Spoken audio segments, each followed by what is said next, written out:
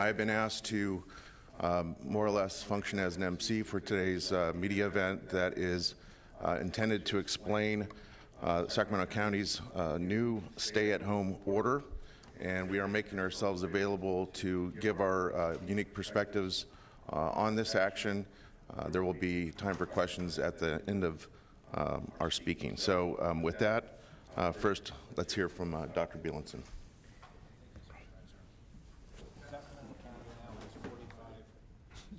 Sacramento County now has 45 confirmed novel coronavirus or COVID-19 cases, 3 of which have resulted in fatalities. It is also clear that Sacramento County now has community transmission of this virus. In order to slow the spread of COVID-19, we have been taking significant steps. First, focusing on containment strategies, where we pinpoint the exposure and employ quarantine or isolation in places such as nursing homes, group homes, and the justice system. However, with the start of community transmission, we have had to protect the most vulnerable from exposure to this virus. So on March 9th, Sacramento County began undertaking strong mitigation measures intended to reduce the risk of death and illness among this most vulnerable population. These measures were intended to do 2 things: decrease exposure of seniors and the chronically ill to the virus while keeping less vulnerable populations from exposing the high-risk population. This evolution to mitigation has also allowed our healthcare system in Sacramento County to plan resources to take care of severely ill patients. On March 12th, state and federal health agencies issued guidance that supported our efforts on mitigation. And finally, on March 17th, the governor's office provided details that strengthened these efforts even further by prohibition of all gatherings, including dining in restaurants. That same afternoon, the county announced its support of these state directives and issued strong directives of our own, which urged those in the Sacramento region to stay home in pursuit of the ultimate goal, protecting those most at risk. In these past 11 days, however, the United States has learned a lot about this virus, but its continued spread in Sacramento County necessitates the additional step of issuing an order. Therefore, as of tonight, March 19th, 2020, at 11:59 p.m. or 1 minute before midnight, the Sacramento County Health Officer, Dr. Olivia Casiri, is directing all individuals living in the county to stay at their place of residence except for essential activities, which I'll outline shortly. The legal order is based on the same directives of social distancing issued this week to slow the transmission of the disease, but it provides more detail and enforcement ability. To slow the spread of the novel coronavirus, the legal order limits activity, travel, and business functions to only the most essential needs, with the overarching goal being to slow the spread of COVID-19 and to flatten the curve so that hospitals and other medical facilities are not overwhelmed with a wave of sick people. Let me reiterate.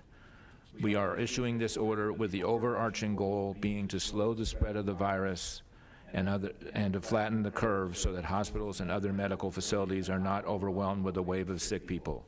In other words, to spread out the serious cases as much as possible. I know you probably won't be able to see this, but just as an example, if 20% of people were infected over the next 6 months, the darker red are how many hospital beds will be needed. If it's over 12 months, it's lighter, and if it's over 18 months, in other words, really spreading out the cases, it's virtually unnecessary to have additional hospital beds. The order, and bear with me as I describe some of the details, all of which will be posted after this press conference, states that all individuals currently living within the County of Sacramento are ordered to stay at home or at their place of residence. To the extent individuals are using shared or outdoor spaces, they must, at all times as reasonably possible, maintain social distancing of at least 6 feet from any other person when they're outside of their residence. All persons may leave their residence only for essential activities, essential governmental functions, or to operate essential businesses. All businesses with a facility in the county except essential businesses are required to cease all activities at these facilities except for minimum basic operations. And for the definitions of this, please see our public health order, which will be put out at the end of this news conference. All public and private gatherings of any number of people occurring outside a household or living unit are prohibited, except for limited purposes as described in a minute. All bars and brew pubs should be closed. All in-dining at restaurants should cease, with the exception of home delivery and takeout, and all gyms, bingo halls, and card rooms should close. Nothing in this order prohibits the gathering of members of a household or living unit. Finally, all travel, including but not limited to travel on foot, bicycle, scooter, motorcycle, automobile, or public transit, except essential travel and essential activities, is also prohibited.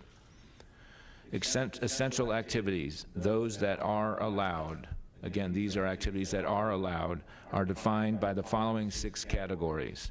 Number 1, engaging in activities or performing tasks essential to health and safety or to the health and safety of family or household members.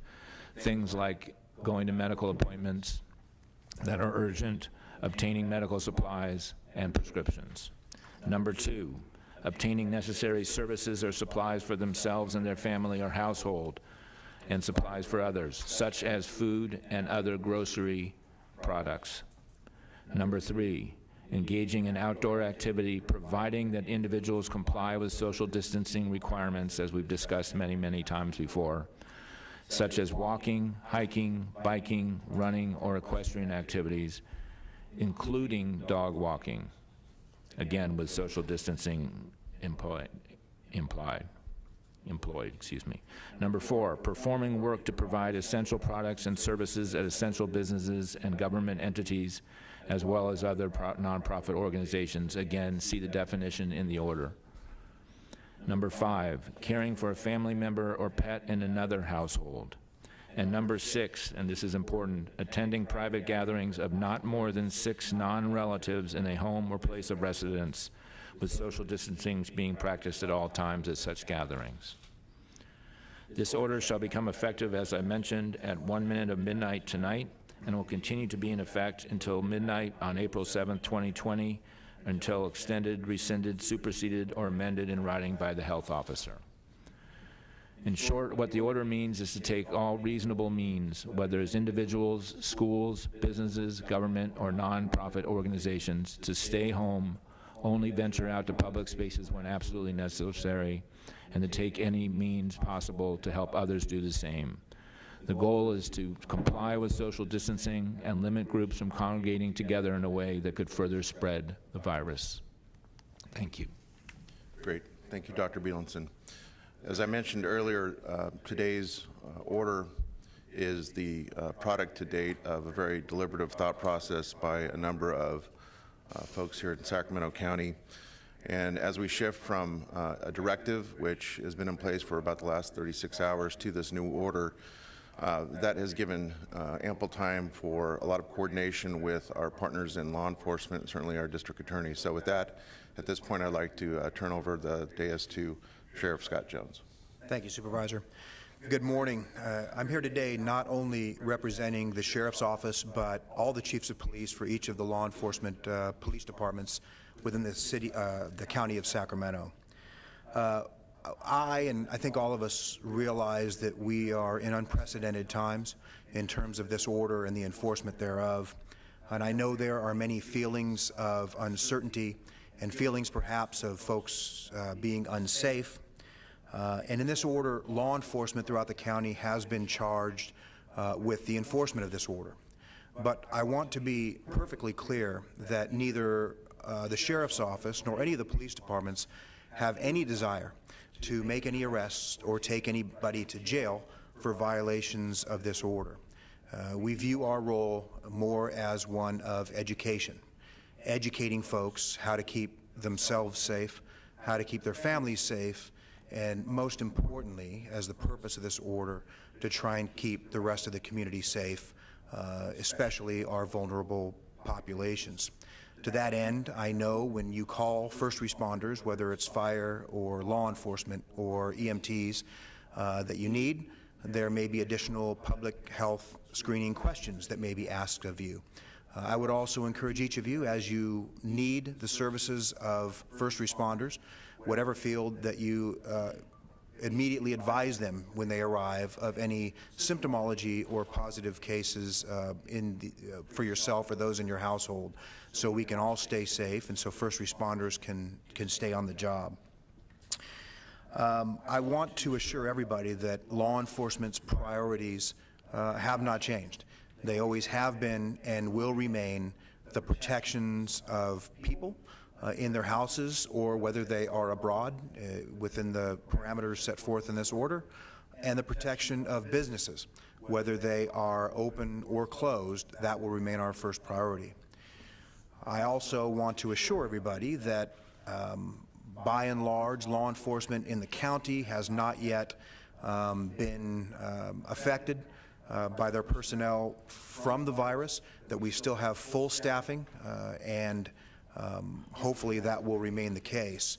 So as always, if you need law enforcement, call us and we will show up just like we always have. Thank you. Great. Thank you, Sheriff. And of course, one of our critical partners as well in this effort to implement this new order is our district attorney. So with that, I will turn over the dais to Ms. Schubert. Thank you, Chairman Cerna. I don't think it can be said enough today that this public health order is about one thing, and that is the health and safety of our community.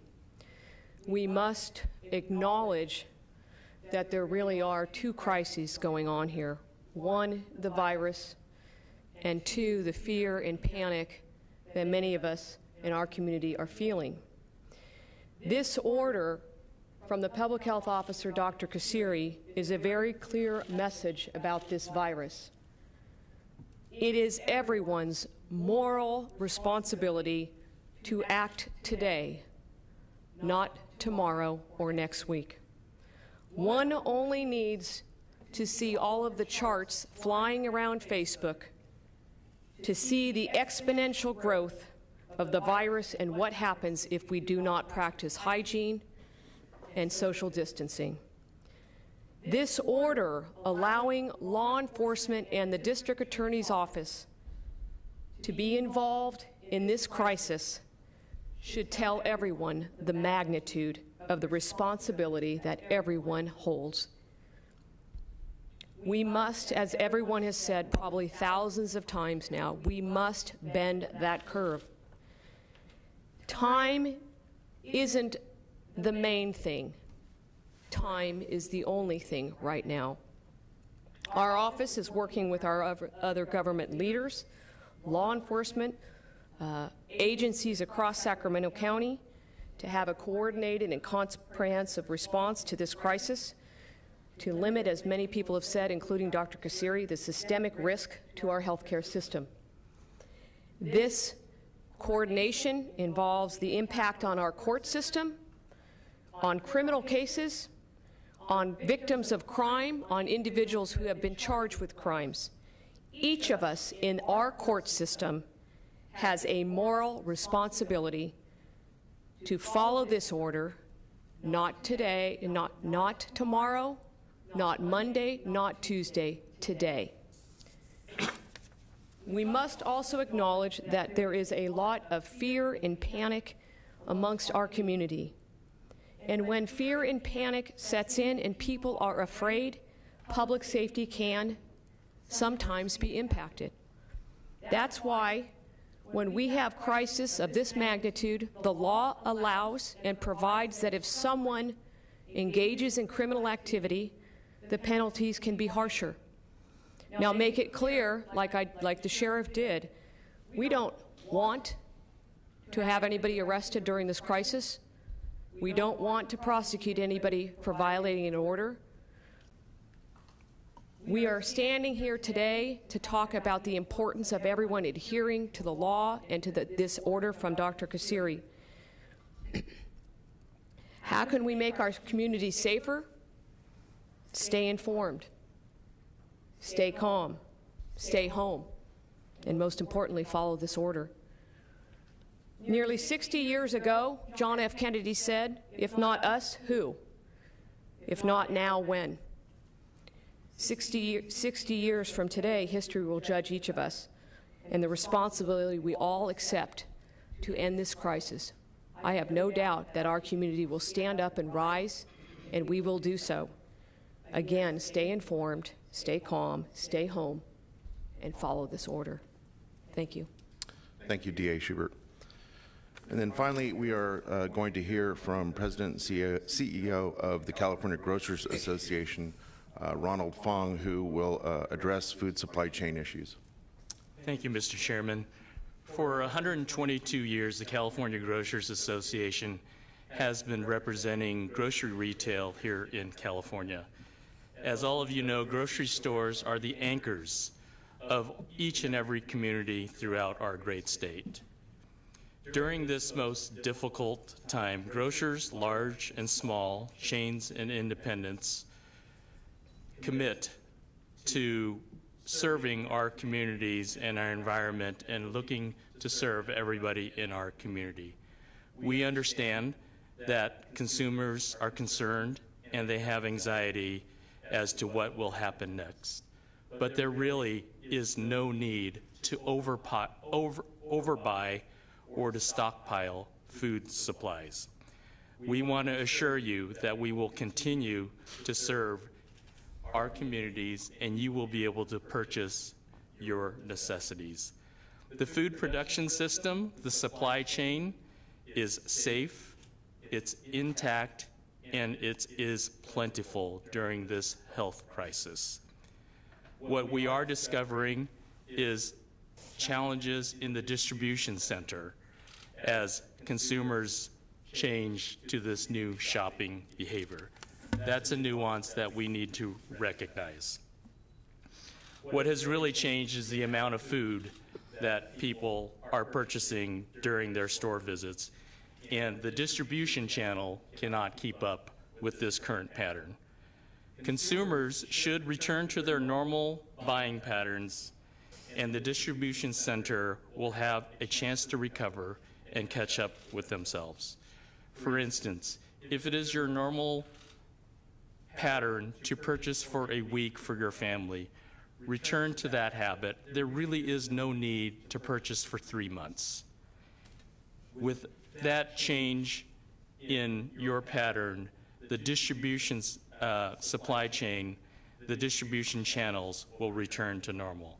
The spike in volume has really impacted our ability to keep our grocery stores full, often resulting in the perception that supplies are limited, and this simply is not the case.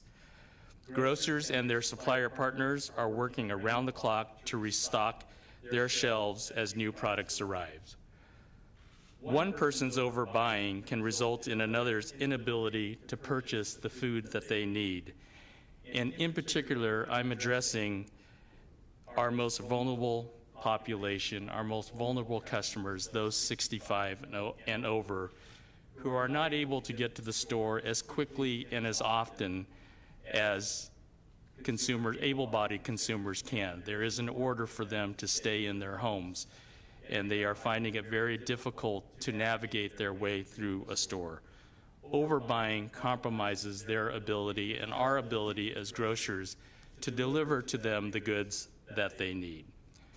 The Sacramento grocery community thanks all of you for your continued support, your partnership, and your willingness to join as we all work together to ensure a safe and shopping environment. Please continue to be patient with us and our remarkable store employees who are working double time, triple time to stock the goods that you need.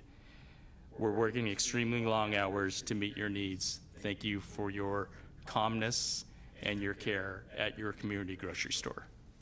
Thank you, Mr. Fong. So before I wrap things up, I'm hopeful that the Channel 14 crew can actually keep this wide shot on us. We are actually trying to walk the talk, so to speak. You'll notice that we are at the dais here separated 6 feet apart. This is the safe social distancing that everyone should be practicing. We did it very deliberately to make sure that people understand very clearly what we mean by safe social distancing. So before I conclude, I do want to offer great thanks to a number of folks. I've mentioned several times this morning that it's been a team effort here in Sacramento County, not just in the last 24 hours, but over the last 2.5 weeks. Everyone has noticed that we've had sequential interventions, directives, advisories as we get to this point today with our stay-at-home order. First, I would like to thank Sacramento County CEO Nav Gill. I would also like to thank the Deputy Executive in charge of Countywide Services, Bruce Wagstaff. Certainly want to thank our Health Officer, Dr. Olivia Kassiri, as well as Dr. Peter Beanson, who serves as Sacramento County's Director of Health Services. I also want to offer my thanks to Kim Nava, who serves as our Public Information Director. She's been obviously very busy as of late. And then I also want to thank all of our public servants here in Sacramento County. This is the largest local government in the Sacramento Valley. It hasn't been easy for us, but I am very, very proud as Chairman of the Board of Supervisors of everyone that calls themselves a Sacramento County employee. Across all agencies, you're doing a wonderful job, so thank you. And then finally, I want to offer my thanks to my peers in elective office, two of which are here. Over the last several days and few weeks, here in Sacramento, there has been a spirit of collaboration between all of us that, quite frankly, we have not seen before. Sometimes crisis does breed this type of cooperation and collaboration, but it really has been remarkable to see from boards of supervisors, various cities in the region, and certainly the 7 cities here in our county, to school districts and others who've come together and really focused on a common cause, which is to keep the public safe. I especially want to thank my good friend and the mayor of our largest city here in Sacramento County, Mayor Darrell Steinberg, for his leadership and the fact that he has been instrumental in making sure that we all march in lockstep. So I will conclude as chair of the board by saying that the Board of Supervisors will continue to do its business in public, albeit with adjusted protocols for public participation and comment. But you can rest assured that one of the essential duties, activities here in Sacramento County will be the continuation of its elected decision-making. And in fact, it probably has not been more important than it is now. And so that will continue. I want to thank my colleagues on the Board of Supervisors, all of whom have been grappling with the same challenges, certainly as I have.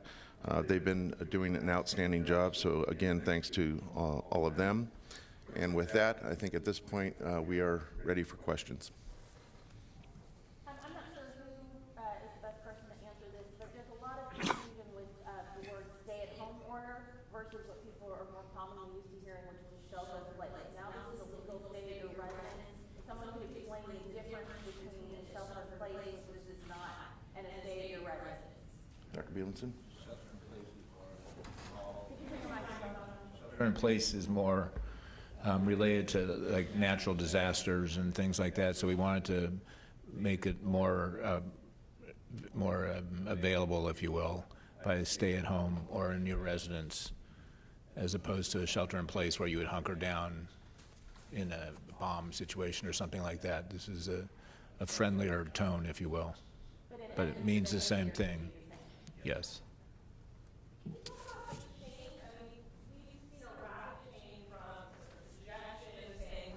Now it's an order. What has changed in the last even few days for you? The increasing incidence of the disease. So the 45 cases and 3 deaths are about double or triple what it was a week and a half or so ago. And that's obviously just the tip of the iceberg, because there's still nowhere near enough testing available to know what's really happening. So we thought it was important to kind of sequentially, as the Supervisor Cerna was talking about, address this issue and in progressively increasing measures, and this is just the next step that makes good sense. For the sheriff, are officers going to be patrolling, looking for people potentially breaking this, and then is there a penalty or anything like that for a violation, or? Sure, there's a couple parts to that question. Number one is, we don't expect our workload to just go away because of this stay-at-home order. So obviously, we'll still be doing a lot of the same exact things we were doing before the order. In addition to that, we obviously are going to be looking acutely at neighborhoods and businesses that might be closed or open, just to make sure that everybody is acting the way we should, as time and resources permit. So the second part to your question is about the enforcement. And again, I want to stress, none of us really have, we don't want to think about the enforcement piece of this. It's just what I don't see us being a big hammer as much as an educational tool. However, the eventuality could occur where someone is blatantly continuing to disregard an order or is repeatedly engaging in behavior that's contrary to the public health and this order, and then there could be enforcement. The way I would envision that, at least in the initial impressions, would be a citation, which could have a host of remedies, including some administrative and other penalties, money that might cost some folks, and only in the most extreme cases and when absolutely necessary would we actually book someone in the jail, not for the least of which reasons is I don't want to introduce someone that might be exposed into our jail population, which we're taking great measures to try and keep the virus out of our jails. Have you seen in the last few days, people still going out in large gatherings? When you talk about enforcement, what are you seeing right now that is running contrary to what's been ordered so far? So I'm going to repeat the questions as we go along. So the question is, what are we seeing out in the community right now in terms of people gathering? I don't know who wants to take the...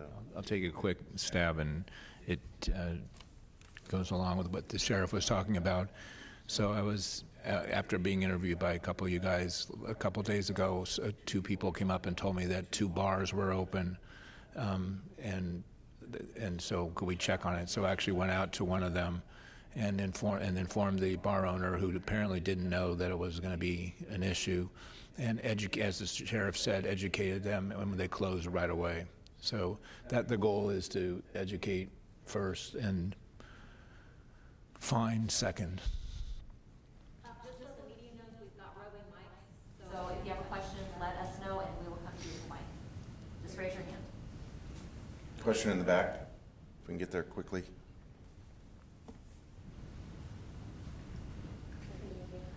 If you should just review the business implication.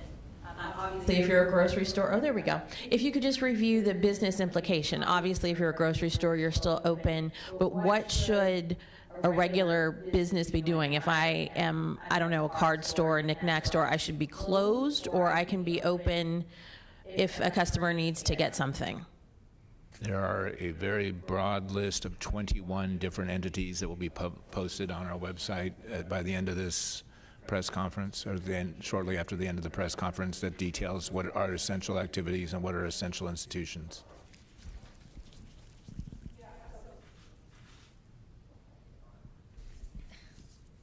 Mic's not on. Oh, you go ahead. Question in the Hello, back. can you hear me? I was just curious about the homeless population. Are there going to be citations for those people? Are there going to be shelters set up for them so that they are no longer exposed to the public? Well, I can speak to the enforcement part, and obviously enforcement, as I mentioned, is going to be a last resort, and obviously there's, I'm sure there's other measures, mitigation measures that are going to be offered for that, and I think the supervisor or the doctor might be better equipped to answer that piece of it. Yeah. So we have been working with the city and the state and the county on coming up with a comprehensive plan, but I can tell you initially we put out 1,000 units of hand sanitizer. We're working, Mr. Mayor, I think, with the city to put out a kiosk with hand washing stations for obvious reasons of allowing for hygiene, and for bringing, getting plastic utensils or non-reusable utensils for places like loaves and fishes. And then we're encouraging people to not be in encampments of more than 10, to try and, again, socially distance, if you will. And we're working towards a way of finding housing or isolation rooms for others who are exhibiting symptoms. But to more precisely answer your question about citation, there is no intention to deliberately go out and target folks that are unsheltered and make their lives even more challenging than they already are. We want to make sure that they're actually receiving the services that they deserve times 10 at this point, and that means both a combination of making sure that they are sheltered and that they have the wraparound services that they need. Can you talk a little bit about, so you were saying essential businesses, right? And we've been getting questions from people whose employers are saying, no, you still have to come to work. Does this order mean that if you're a non-essential business, you cannot force your employees to come into work?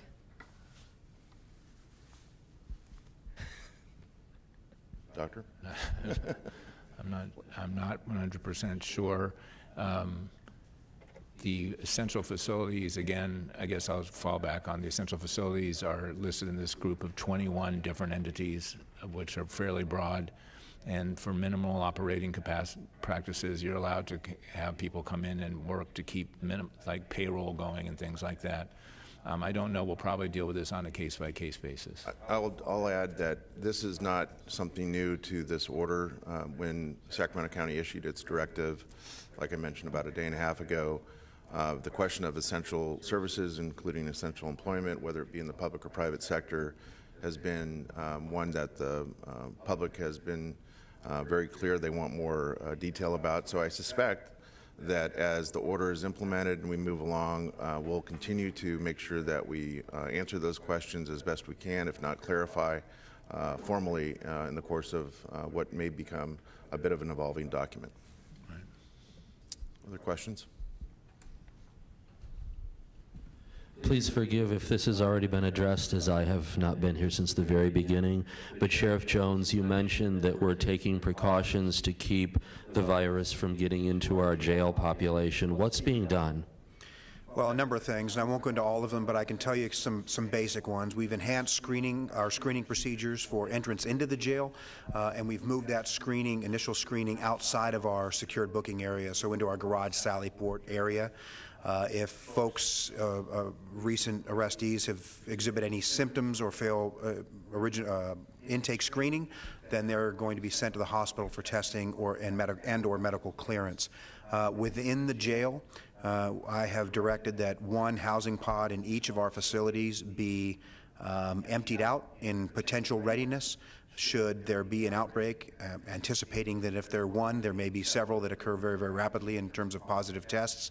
We also have a number of respiratory isolation cells in our medical wing, which are negative airflow, air pressure rooms, so we can accommodate up to 8 folks in there very successfully, but if not, we have the additional capacity. To create that, I've sought and obtained a order from the courts that gives me the authority to release folks early, up to 30 days, to create the space necessary for what I just mentioned. We have engaged in some early releases. We have excluded folks that are in custody for serious or violent felonies or domestic violence, and we have gone up to about 11 days early to get the requisite number of folks to clear out those pods. And in terms of the law enforcement officers that are on the street and dealing with the community, what are we doing to make sure that they're protected as they go about keeping the peace? Well, that's definitely evolving as the situation evolves, but some of the things are going to be trying to obtain relevant public health information before an officer gets dispatched to a location, perhaps trying to have folks, if the call permits it, to meet them outside in a more aired environment. We're making sure, of course, all of our officers have the appropriate protective equipment when necessary, and as well as reminding them all to practice safe hygiene practices pursuant to this crisis. Law enforcement, sheriff's office, and the police departments don't have the luxury of sheltering in place and staying at home. We have to be out there and be at the tip of the spear for this crisis, and I just have to assure people that we're still able to do that. I can tell you that one of the things that worries me, and I think worries all the chiefs in the region, is having it go through our ranks, because in many times we are close quarters. We're staggering briefings to try and avoid crowds, but we have already had officers on our department potentially exposed, and a number of them, over a dozen, being tested. And those tests, fortunately, so far have come back negative or still still out. But one of my greatest concerns, obviously, is having it decimate the ranks of law enforcement and having fewer folks to respond to some of those life-threatening or critical emergencies that are still going to occur throughout this process. And if I may ask Ms. Schubert, and forgive me again if this is a repeat question, but how is this dealing with the load of cases that you have coming through your office at this juncture? Well, as of yesterday, I believe it was, the Chief Justice of California Supreme Court granted an emergency order to our jurisdiction, which has been done across California to many courts, authorizing our presiding judge to shut the courthouse down. So that has been an evolving process. We have, as a DA's office, we've done everything we can to minimize our presence in the courthouse. To the extent we can, we're doing a lot of things telephonically and not going to the courthouse. We are reducing our staff. That has been through the directive of the county. We are only operating on critical functions right now. And again, it is an evolving process. Everybody understands we're all overwhelmed with this. But the court has been in the process of identifying what does have to happen in this crisis. But the court does have the authority to shut the court down. And what about the high-profile cases that are going through, of course, the Golden State Killer and what have you, anything that this might affect in terms of those proceedings? Mr. D'Angelo has a preliminary hearing set in May, so we haven't even had a conversation about that yet. Right now, we're just getting through today. All right. No further questions, Your Honor. Thank you. Did we have a question in the back? Yes. One from a reporter that's not here. She's asking about people. Can you hold the mic a little closer, please? People are going to be cooped up in their home. Do you expect an uptick in domestic violence, perhaps? Well, I certainly hope not, but we're obviously ready for it. I think that it's just judging by my own house with a couple of kids that would be at school now at home, in their teens that are bored. So I think more or less it's just a matter of personal space, not just for hygiene, but for everybody being able to cope together. I mean, obviously, you're not going to be locked in your house. You can go outside. You can go shopping. You can go out for critical service. I think that's important for people to know. They're not locked in their house like a prison, pursuant to the order. They just have to exercise when they do that. They just have to exercise safe practices and social distancing. So I would hope not. I think, as everybody up here has alluded to, I think crisis tends to bring out the best of us. And certainly I've seen enough of Sacramento County and all its communities to fully expect that the best will come out and reverberate throughout the county as well. And that's my hope. Of course, we hope for the best and we prepare for the worst. We'll still be out there enforcing the laws and keeping people safe. And just one more thing, Sacramento City's got somewhat of a plan for financial help for small businesses. Do you have a plan similar? So I'll take that one. We are well aware of the various multitude of impacts that people are suffering from here in this community and across the state and nation when it comes to loss of employment, wages. This is about as disruptive as it gets. So we're well aware of kind of the different spaces we need to consider relief. And as chairman of the board, I certainly have been giving that a lot of consideration. I know my colleagues have. One of the things that we will be considering as soon as Tuesday is an urgency ordinance similar to the one that the city of Sacramento recently adopted with regard to relief for renters when it comes to their ability to continue to pay rent. And I'm also hearing quite a lot from my constituents, I'm sure we all are on the board, about small business and the fact that they too have a similar stress in their lives now with their ability to pay their lease payments for their space. So I suspect that we will be considering these as methodically as we can. But it was, I think, incumbent to really focus on the renter relief first, because the last thing we want to do is to actually have more people that, become possibly homeless, and at the same time we're issuing a stay-at-home order. If you don't have a home to stay in, that makes it very problematic, and so we don't want people to be even more exposed to to disease. So that's the first thing that I'm pushing for, and it will be in front of the board this Tuesday. I think both of these would be for Dr. Beanson. One, just to clarify, in the listing of essential services or movement, it discusses private transportation that helps people get to, like, the grocery store. So just to be clear, that would cover like Uber or Lyft drivers as private transportation? Yes. Yep. Yes. Yes? Hang on. Okay. Social distancing, I would imagine so. Okay. And my other question being just in terms of what we're hearing out of Washington with the promises for mobile testing sites at pharmacies, at Walgreens parking lots or Target parking lots, do we have any timeline for when we might get one in our area, or how is that working? We have plans for drive-through. There's not enough testing available yet to be able to be done, but we would plan on doing it for sure as soon as we can get the testing materials. And so we don't know still when? No. No. Okay.